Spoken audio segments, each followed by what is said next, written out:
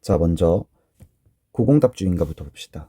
이거는 배경 지식인데 몰라도 상관은 없는데 좀 알아두면 좋은 게 고공답주의인가 해서 고공이 주인한테 답을 하는 노래 이런 뜻이잖아요. 원래는 이제 고공가라고 하는 고전 시가가 있어요. 그 고공이 이제 그 보기에도 나와 있지만 종이라는 뜻이잖아요. 그러니까 종에게 이제 상전이 종에게 하는 노래가 있습니다. 근데 그 고전 시가의 답변을 하는 형식으로 이제 이 시를 썼거든요. 그래서 고공답가라고도 하고 고공답주인가라고도 합니다. 그래서 요 고공가를 미리 알고 공부했던 학생이면 고공답주인가를 조금 더 선명하게 해석할 수 있는 부분이 있긴 하거든요. 그건 좀 이따가 해설을 하면서 뒷부분에서 얘기를 하도록 하고, 먼저 첫 번째로는 이제 현장에서 여러분들이 이 시를 봤을 때 어떤 좀 관점에서 해석을 해야 하는가, 좀 그런 부분에 대해서 이야기를 나누도록 하겠습니다. 자, 먼저 보기부터 봐야 되겠죠. 고공답주인가는 고공이 상전에게 답을 하는 형식을 통해 국가 경영을 집안 다스리는 일에 빗대어 표현했다. 자, 빗대어라고 하는 건 이제 비유했다는 거잖아요. 그러면 집안 다스리는 일을 먼저 얘기했고, 그것을 통해 결국에 말하고 싶은 건 국가 경영이거든요. 빗대어 표현했다는 건 결국 비유니까, 비유는 원관념이 있고 보조관념이 있죠. 자, 여기에서 원관념, 보조관념 찾아봅시다. 사실 원래 얘기하고 싶었던 건 얘죠. 근데 걔를 비유하기 위해서 보조관념으로 집안 다스리는 일로 이야기를 한 겁니다. 그래서 이 작품에서 상전은 왕이고 종은 신하를 가리키게 되고, 화자는 임진왜란으로 인해 나라가 황폐해지고 위계질서가 무너진 상황에서 당파 싸움만 일삼으며 재물을 탐하는 심한들을 비판하는 거죠. 그리고 왕으로서의 책임을 강조하는 겁니다. 이 보기에서 여러분들이 가져가 줘야 되는 가장 큰 핵심은요, 우선은 첫 번째, 상황이라는 단어가 나왔으니까 이 상황에 대해서 부정적으로 비판적으로 인식하고 있는 것이고, 그걸 좀 더 구체적으로 이야기를 하면은 신하 비판과 그 다음에 왕의 책임 강조, 이 두 가지를 내가 시에서 찾아봐야 되겠다 하는 의도와 전략을 가지고서 시에 들어가셔야 되는 부분인 겁니다. 그러니까 보기를 읽을 때 항상 좀 더 선명하게 읽을 것, 조금 더 깊이까지 파고들 것, 이 부분은 강조하고요. 당파라고 하는 단어도 우리 챙겨갑시다. 당파는요, 지금도 뭐 민주당, 국민의힘 당 하죠. 뭐 당이라고 하는 건 당파도 같은 말이에요. 그러니까 결국에 파티입니다, 파티. 뭐 제3당 이런 단어도 쓰죠. 그러니까 당파, 당 다 같은 말인데 어떤 정치적인 결사체를 의미하죠. 그래서 같은 목적과 같은 이해관계를 갖고 있는 사람들끼리 모여서 자기네들의 세력과 입지를 기반을 다지기 위해서 만든 파티를 의미합니다. 근데 이제 당파 싸움을 일삼는다. 이거 이제 우리가 두 글자로 줄여서 당쟁이라고 하죠. 쓸데없이 싸우는 거. 당쟁이라는 단어에는요, 기본적으로 부정적인 뉘앙스와 어감이 포함되어 있는 어휘입니다. 당쟁을 한다는 것 자체가 이미 부정적이고 비판적인 어감이 섞여 있는 것이다. 이렇게 이해하시고요. 그래서 당파 싸움, 즉 당쟁만 일삼는 행위에 대해서, 이거는 뭐 과거나 현재나 비슷하죠. 그거에 대해서 신하들이 첫 번째로 비판하고 두 번째로 왕으로서의 책임을 강조하는 시겠구나. 이렇게 이제 잡고 넘어가시면 되겠습니다. 사실은 선생님은 요 27번의 보기도 보고 넘어갔어요. 뭐 두드러지지 않을지라도, not A죠. 두드러지지는 않지만 없어서는 안 되는 존재다. but be, 뭐 이런 구조잖아요. 그러면은 결국에 이 시는 구성 요소를 강조하는 시이겠구나. 뭐 이렇게 우리가 좀 잡을 수 있고요. 그래서 그 구성 요소는 다양성을 가져야 되고 능동적으로 수행해야 된다. 그죠? 이거죠. 다양성을 가져야 되고 능동적으로 수행할 때 그 결론이 뭐예요? 조화로운 모습. 이게 결론이 되는 거겠죠. 이 정도로 잡고 넘어가면 되겠습니다. 자, 실 한번 볼게요. 나는 이럴 망정 외방의 늙은 종이 곡물 바치고 돌아갈 때 하는 일 다 보았네. 뭐 이렇다라고 하는 건 이제 앞에 걸 받아주는 걸 거 아니에요. 근데 뭐 나는 우선 그렇다 치고 이 정도의 의미로 좀 해석을 해주시고요. 외방이라는 단어는 뭐냐면 바깥 지방 이런 뜻이에요. 바깥 지방. 그러니까 옛날에는 이제 한양이라고 하는 조정이 있었잖아요. 조정. 그러니까 궁 안에서 이제 임금님과 함께 실제 진짜 막 정치를 임금님을 직접 보필해 가며 임금님을 대면하면서 이제 하는 정치를 하는 그것을 이제 조정이라고 불렀고, 그 외에도 뭐가 있을 수밖에 없어요. 지방 관리직이 있을 수밖에 없죠. 뭐 수령이라든지 현감이라든지 뭐 이런 부분들 선생님이랑 같이 고전 소설이나 고전 시 커리큘럼 배울 때 무슨 뜻인지는 배우게 될 겁니다. 뭐 아니면은 목사라는 단어도 꽤 많이 나오죠. 기독교 목사가 아니고요. 그죠? 그런 지방관리직들이 있잖아요. 그러니까 외방이라고 하면 여기를 얘기하는 겁니다. 그래서 외방의 늙은 종이 곡물을 바치고 돌아가는 거죠. 예, 곡물이라는 건 조공을 바치는 거죠. 조공으로 바치는 물건을 곡물이라고 합니다. 그래서 뭐 그 지역의 특산품이나 뭐 세금의 몇 퍼센트를 반드시 한양으로 보내줘야 되는 거죠. 근데 돌아갈 때 하는 일을 다 보게 되는 겁니다. 그럼 여기에서 이 하는 일이 뭐 너무나 긍정일 수도 있겠죠. 와, 진짜 대박이다. 너무 저렇게 착실하게 임금님을 위해서 저렇게까지 일할 줄이야. 일 수도 있겠지만 우리가 보기를 읽고 왔으니까 이 하는 일이 부정일 것이라는 걸 어느 정도 유추할 수 있죠. 우리 댁 살림이 예전부터 이랬던가 이렇던가 서리법입니다. 이 서리법에 숨어있는 속뜻이 뭐냐 이거 파악하는 게 이제 문제로 곧바로 나왔죠. 이걸 직접적으로 물어봤습니다. 우리 댁 살림이 예전부터 이랬던가의 속뜻은 뭐예요? 옛날에는 이렇지 않았다 이거잖아요. 그럼 결국에 이 서리법을 통해 얘기하고 싶은 건 뭐냐면 과거와 현재 대비인 겁니다. 과거에는 이렇지 않았는데 지금은 이렇게 돼버렸네 이 뜻이죠.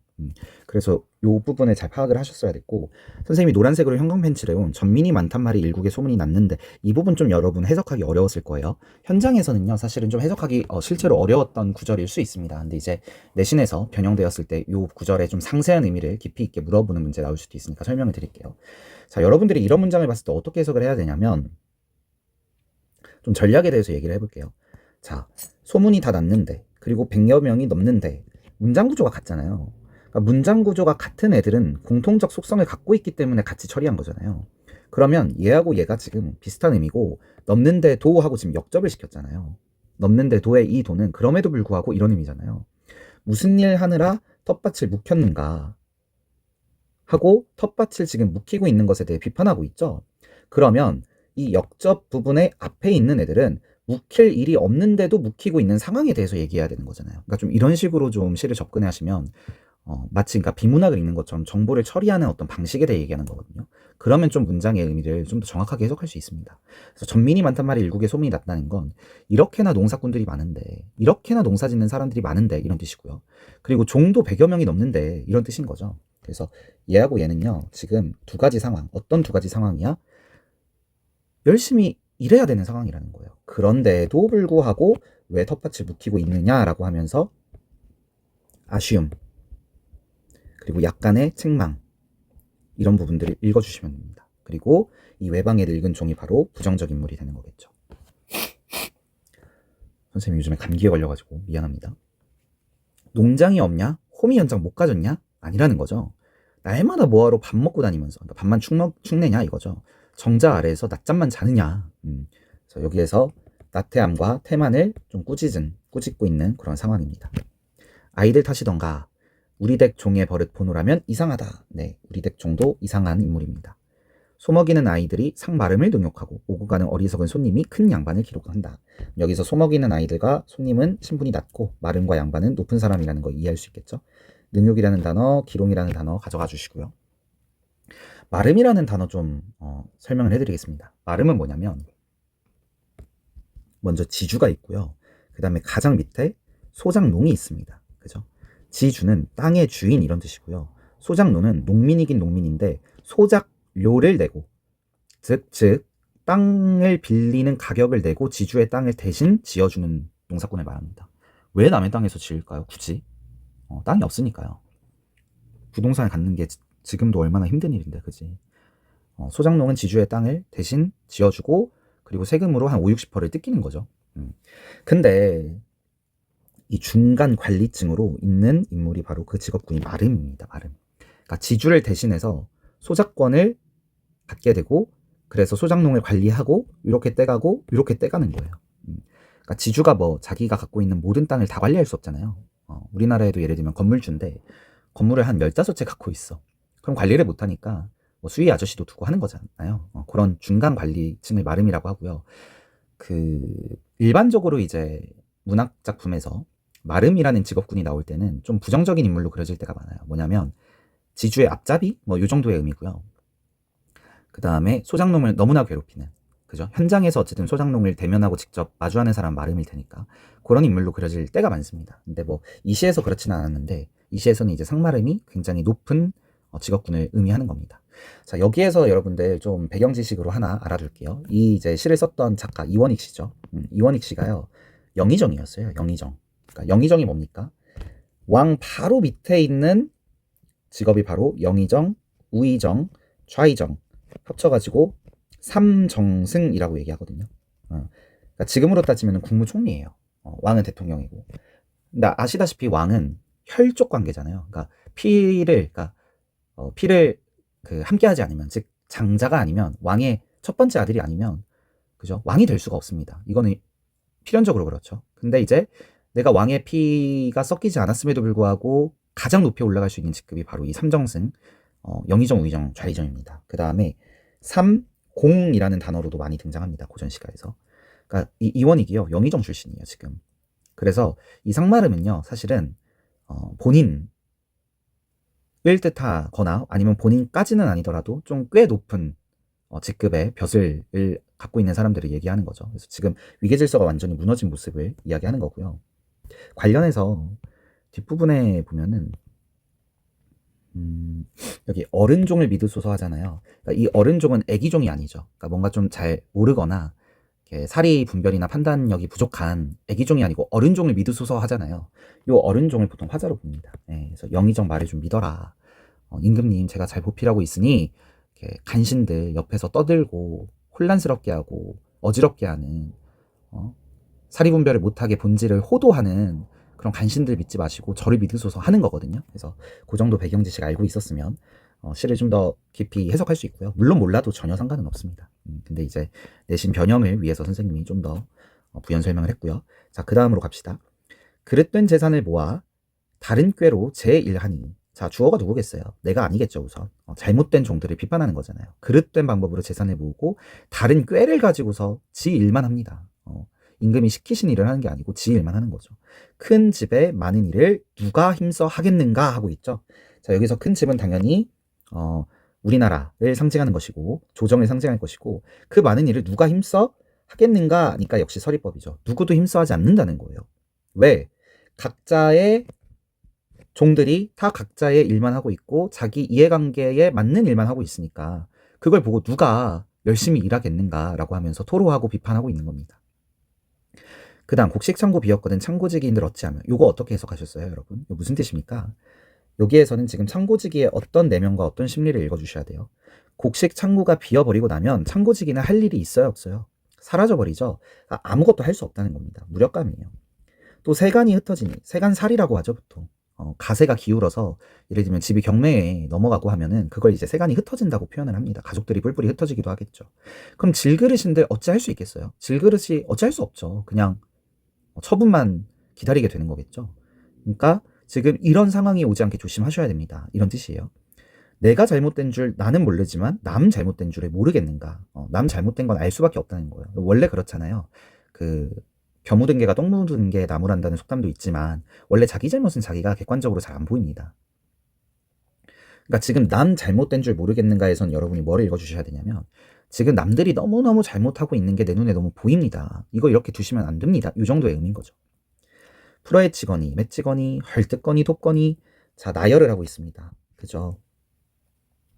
근데 해치는 것과 맺히는 건 반대말이죠. 또 헐뜯는 것과 돕는 건 반대말이죠. 이거 뭐예요? 지들끼리 그냥 왁자지껄 지 맘대로 하고 있다. 이 정도의 의미죠. 하루 12때 어수선이라는 단어 나왔으니까요. 어수선을 피고 있는 것인가 하고 있습니다. 그래서 여기에서 이 부분을 읽을 때 요거 당쟁 얘기한 거구나 이렇게까지는 못 잡더라도 뒤에 이제 문제를 읽으면서 문제를 풀면서 그렇게 연결할 여지가 있겠다. 좀 상식적이고 합리적이다. 이렇게 좀 여러분들이 끄덕일 수 있는 정도는 되셔야 되겠습니다.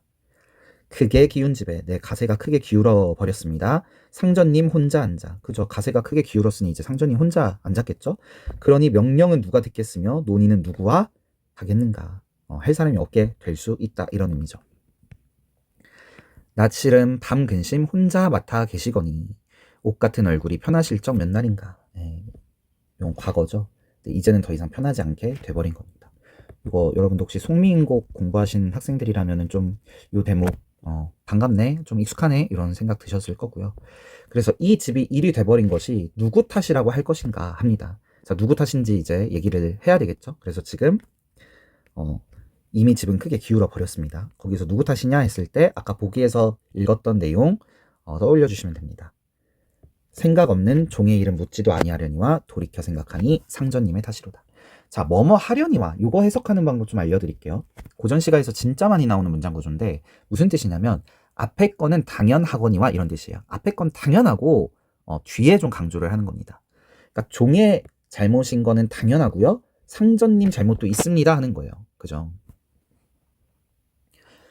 이 고공답가가 참 대단한 게 임금님 탓을 하는 거의 유일한 작품이에요. 그러니까 이 송민국에서도 지금 내가 유배가 있는 그 상황 속에서 임금님이 나를 등용하지 않으시고 간신들에게 눈이 홀려 있고 귀가 막혀 있는 그런 상황에 대해서 간신탄만 조직이 하잖아요. 간신들 이 개새끼들 잘못했어 이러지 임금님 비판할 생각은 꿈에도 못 하거든요.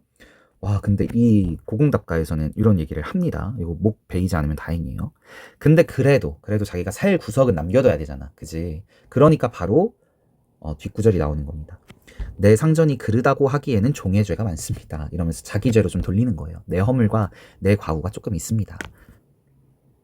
그렇다 세상 보며 민망하여 여쭙니다. 예, 그렇다 하더라도 세상이 너무 민망하다는 거죠. 세상 보기가.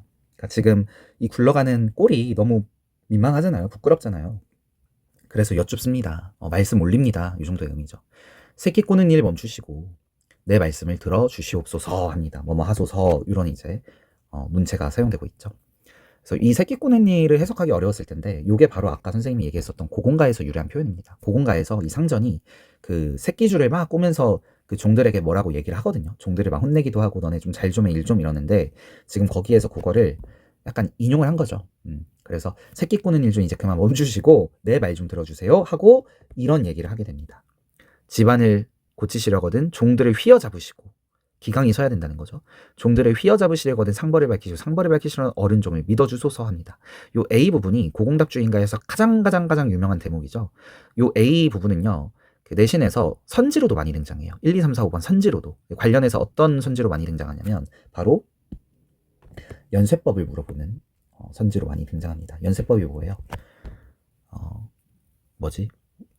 원숭이 엉덩이는 빨가면 사과는 맛있어. 맛있으면 어쩌고 바나나인가? 요게 연쇄법이죠. 그래서 종들을 휘어잡으려거든 상벌을 밝히시고 상벌을 밝히려거든 이런 식으로 앞 구절의 맨 뒷구절과 그 다음 문장의 앞 구절이 연속해서 이어지는 현상 그런 표현 기법을 연쇄법이라고 얘기를 합니다. 그래서 결국에 종들을 휘어잡는 게 중요한데 그러려면 상벌을 밝히십시오. 상벌을 밝히라는 건 사자성어로 얘기했을 때 신상필벌이라고 합니다. 잘한 사람은 상을 확실히 주고 못한 사람은 벌을 확실히 줘라 이런 뜻이죠. 그리고 상벌을 밝히시려고는 결국 저를 믿어 주시옵소서 하는 겁니다. 그래서 여기에서는 지금 대화체라고도 할 수도 있고 그 다음에 말을 건네는 방식이다 이렇게 얘기할 수 있습니다. 대화체라는 건 마치 정말 대화하는 말투로 문체 자체가 말을 하는 그 투 자체가 대화하는 방식으로 얘기했다 해서 대화체고요. 이 대화체는요. 대화하고는 다른 겁니다. 왜냐하면 이 시는 대화를 한 적은 한 번도 없어요. 대화는 뭐예요? 그러면 청자와 화자가 말을 반드시 주고받았어야만 대화입니다. 근데 이 시는요. 대화는 아니고 대화체다 이렇게 나왔을 때는 오로 체크를 하셔야 되고 말을 건네는 방식이다 해도 괜찮죠. 맞죠? 그렇게 이해해 주시면 되겠습니다. 그러니까 사실은 조금 더 부연해서 설명을 하면 독백 상황이죠. 사실은 독백 상황인데 혼자 있는 상황에서 대화체를 사용하는 것이다. 이렇게 이해하시면 적절하겠습니다. 진실로 일이 하시면 가도가 절로 일 것입니다. 일어날 것입니다. 하고 있습니다. 자, 여기까지 보시고 문제 한번 풀어보시죠. 1번 부재하는 대상에 대한 그리움 그런 얘기 한 적 없습니다. 부재하는 대상 나온 적도 없고요. 그리움을 얘기한 시도 아닙니다. 순수한 자연세계, 자연에 대한 얘기 한 적도 없고요. 동경은 더더욱 아닙니다. 부정적 현실에 대한 냉소적 태도. 부정적 현실은 맞지만 냉소라는 거는 차가운 비판적인 웃음 이런 의미잖아요. 마음이 쌀쌀하고 차가운 거잖아요. 근데 냉소적 태도가 아니고요. 오히려 어떻게든 한번 이 집안 다시 일으켜보겠다고 막 적극적으로 달려드는 모습이 느껴지지 않습니까? 그죠? 말하자면 오히려 정열적이지 냉소적이지는 전혀 않습니다. 현실이나 세상에 대해 통찰한 내용을 전달하고 있다. 그죠? 요 A 부분이 특히 그렇지 않습니까? 네.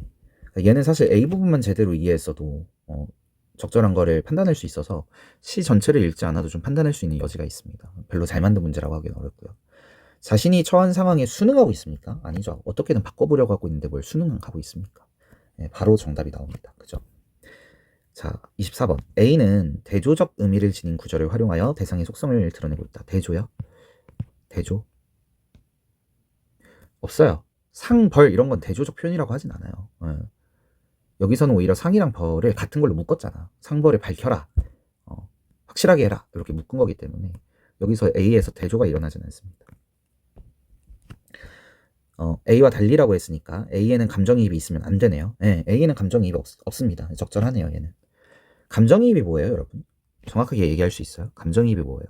감정을 이입한 거요. 제발 그러지 마시고. 감정이입은 뭐냐면 화자의 감정과요. 대상의 감정이 동일하다. 이러면 감정이입이라고 해요.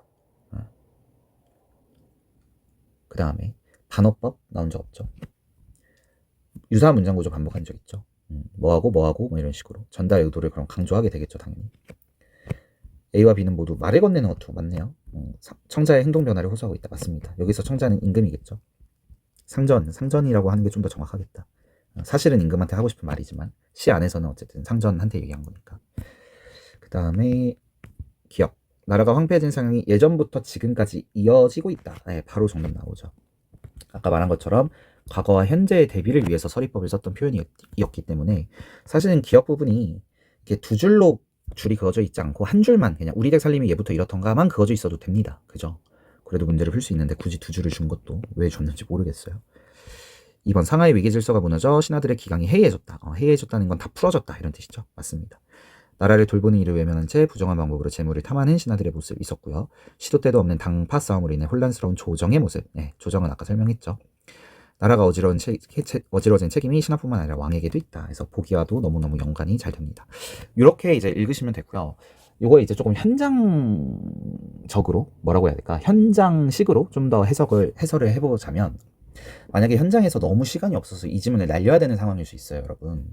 그러면 내가 지금 여러분에게 이 시간에 가르쳐주고 싶은 게 뭐냐면 보기 읽는 방법이거든요. 자, 보기를 다시 한번 여러분 5초 드릴 테니까 읽어보세요. 자, 여기에서 뭐라 그랬냐면 임진왜란으로 인해서 나라가 황폐해졌다. 이렇게 돼 있죠. 그러니까 상황이 무너졌다. 부정적인 상황이 된 게 임진왜란으로 인해라고 돼 있잖아요. 그럼 이 임진왜란은 결국에 계기죠. 변화의 계기. 얘 때문에 상황이 무너진 거잖아요. 근데 지금 예전부터 지금까지라는 대목이 맞을 수가 있습니까? 조금 이게 안 맞아 떨어지는 느낌이 들지 않습니까? 그렇게도 풀 수 있어요. 그러니까 시를 안 읽어도. 근데 나머지들은요, 너무 보기랑 다 매치가 너무 잘 떨어져요. 맞아 떨어지거든요, 정말. 근데 요 1번 선지만 약간 이렇게 뭐라 그래? 어그러진다 그러죠. 뭔가 덜컹덜컹거립니다. 그러니까 진짜 여러분들이 현장에서는 시간이 정말 없을 때는 이렇게라도 풀 수 있어야 돼요. 아시겠죠? 자, 그 다음에 27번.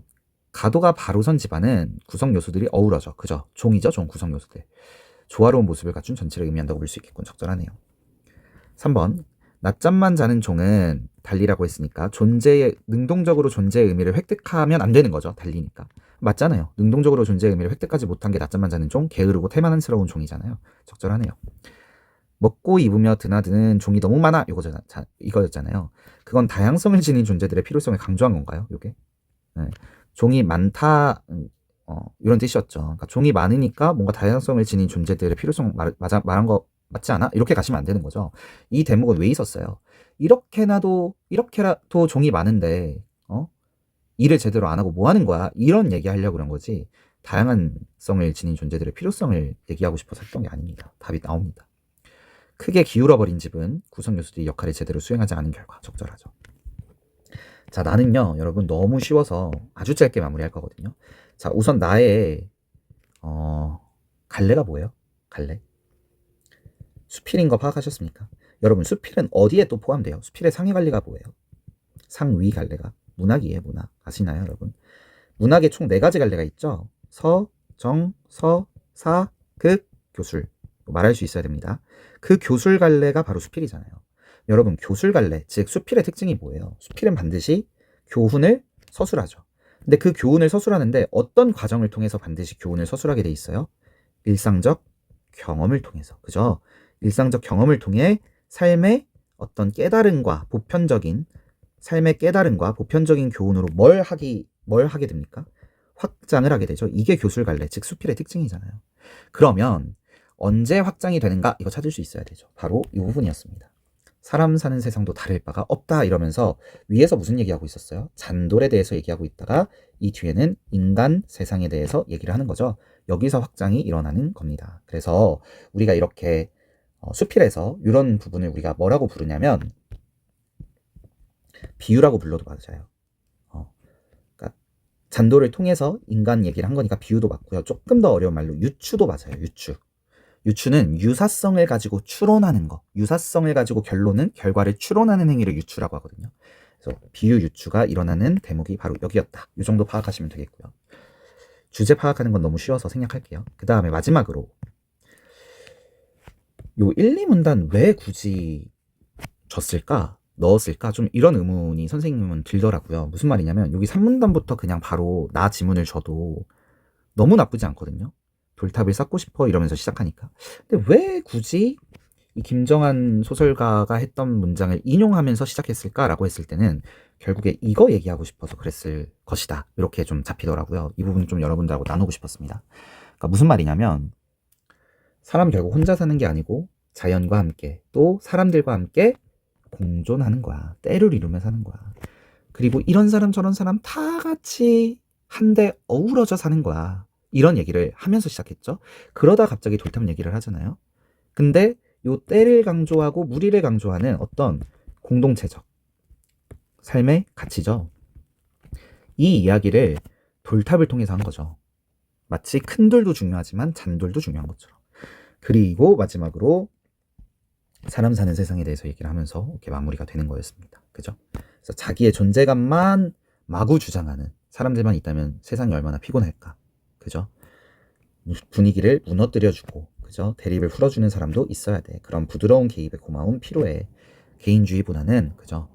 조금씩 서로서로 도와주고 배려해주고, 필요하다면 오지랖은 아니지만, 그죠? 개입이 좀 부드러울 때 부드러운 개입은 좀 필요한 상황에 따라 그런 것들에 대해 얘기를 하고 있습니다.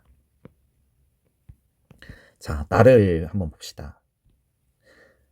나도요, 부재하는 대상에 대한 그림 얘기한 적 없고요.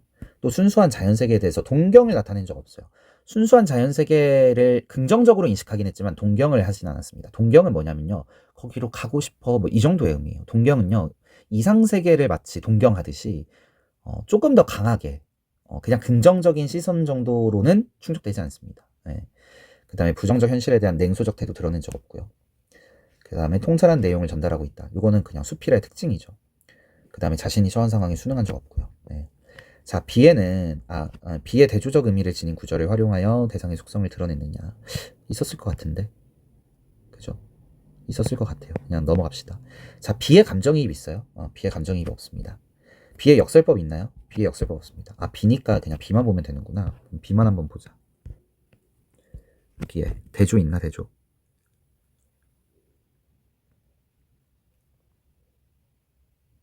대조 있네. 만나게 되는 것과 이별하는 사람들.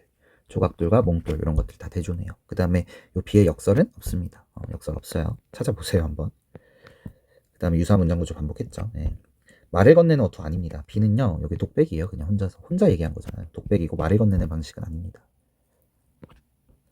그 다음에 인간의 유한성을 자각한 적은 없죠. 뭔가 참 이런 걸 읽으면 말은 좋아. 그지 뭔가 그러나 인간의 삶은 왜 영원하지 않은가. 참 허무하다 하면서 막 무상감을 노래한다든지 그런 작품은 아니었습니다. 그 다음에 주장을 굽히지 않는 삶을 살았던 자신을 반성한다. 이것도 참 말은 좋아. 근데 그런 적 없어요. 그죠? 오히려 뭐라고 나왔으면 적절하냐면 그 부드러운 개입을 해주는 사람들 혹은 잔돌 같은 사람들을 알아보지 못했던 자신을 반성한다. 그거는 좀 위에 나옵니다. 이런 고마움을 간혹 잊고 사는 것이 아니었을까 싶다. 요거 반성이라고 봐야 되나요, 선생님? 할 수 있는데, 요거 반성으로 봐주셔야 돼요. 요 반성이라는 단어가 되게 사실 어려운 단어거든요. 요 반성과 성찰을 구분하는 어떤 그런 부분들, 요거는 선생님이 다음에 좀 시간이 더 많을 때 설명을 해드리도록 하겠습니다. 마지막으로 나의 탑이 수평을 이루게 해주는 잔돌은 두드러지진 않지만 없어서는 안 되는 거 맞고요. 나의 스스로 핀 꽃은 능동적으로 존재의 의미를 획득하는 것 같고요. 스스로니까 능동적, 너무 잘 연결이 되죠. 그리고 여기 보기하고도 연결이 되고요. 서로 엎어피는 거, 이거 다양성 얘기한 거죠. 서로 엎어피는 거. 잔돌은 큰 돌한테 엎이고 큰 돌은 잔돌한테 엎이고.